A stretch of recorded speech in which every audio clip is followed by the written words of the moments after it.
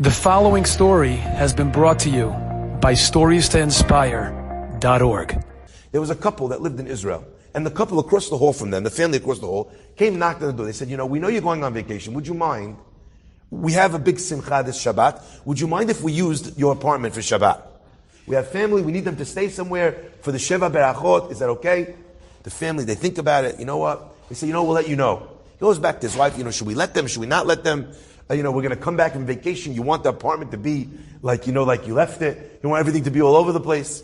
They're thinking back, forth. On the other hand, it will be very nice to do the mitzvah, to have nice relationship with their neighbor across the hall. There'll be, increased shalom vereut amongst Jewish people.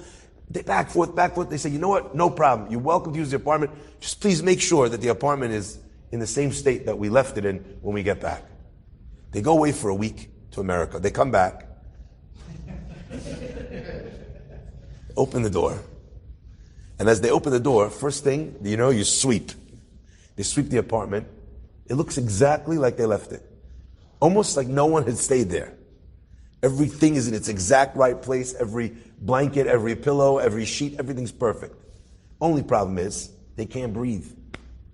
The smell coming out of this apartment is so bad that literally they're gagging as they're walking in their apartment. They can't understand what's going on. Okay? Anyway, they walk into an apartment, right? They follow their smell. They get to the freezer. They open up the freezer, and all of their meat that they had in the freezer is rotting because the guests didn't realize something was in the freezer. And in order to save electricity, after staying there for Shabbat, they yanked the plug, and it's been a week like this in the heat in Israel. The stench is in everything. They're spraying Lysol, they're spraying Febreze, they're doing everything. They're bringing in people to fumigate the apartment. Nothing works. They can't get the stink out of their apartment. The husband turns to the wife. He says, look, we did the mitzvah already. We're not going back. We're not going to undo the mitzvah. If we told them that the apartment stinks to high heavens, they're going to feel terrible. And the whole thing that we did, which was to do a chesed with them, we're going to undo. You know what? Not a word about the fridge freezer. The wife says, but we have to. He says, look, it's not that much money to pay for the guy to come spray the apartment once a week. Hopefully it'll go away soon. But you know what kind of mitzvah we get for keeping our mouth shut?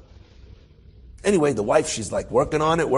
Easier for him to say. She's home all the day. Okay.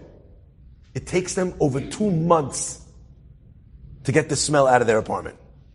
But not one word. Finally comes the week where they walk into the house for the first time and they smelled the delicious, the beautiful, the fantastic smell of nothing. I don't know how much everybody appreciates. There should be a fragrance called nothing, by the way. Right? You think about all the terrible smells in the world. Could you imagine at that moment you would pay anything to smell nothing? Okay, they walk in, they smell nothing. They're so happy. And even more than they're happy about the no smell, they're happy that they survived the ordeal without breaking. The neighbor had no idea what happened. Thankful, this, that. It wasn't awkward between them. That day, he gets a phone call. They're calling to collecting money from a local yeshiva. Do you want to give some money? The guy's look, I don't have a lot of money. I'm studying in Kollel myself. He says, of course, I'd be happy to support. How much is it? 10 shekel. Gives him the 10 shekel. Okay.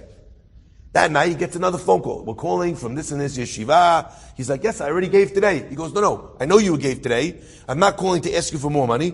I'm calling to tell you that you won the prize.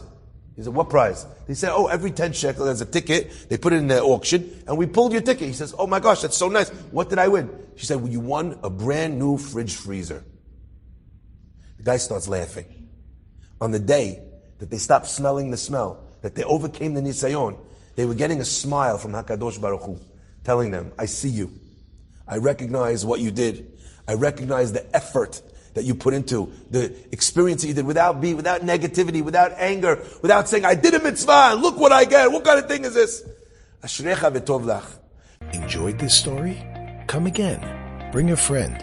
StoriesToInspire.org